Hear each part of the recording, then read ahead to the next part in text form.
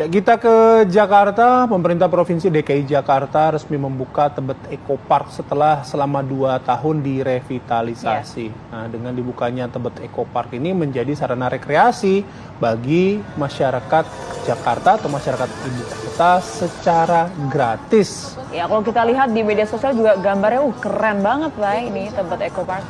Ya, ini jadi Tebet Eco Park ini mengusung konsep Eco Park melalui teknik soil bioengineering yang menghasilkan taman yang menjadi satu dengan ekosistem alam.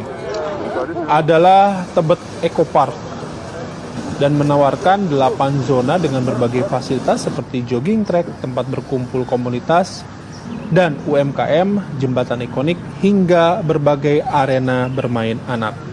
Ada trampolin juga kalau kita lihat. Menarik sih, tamannya betul-betul atraktif gitu ya. Kayak kita bisa melakukan banyak hal, banyak aktivitas di sana. Kita ngabuburit ke sana ya, Ben? Tolong dijaga ya.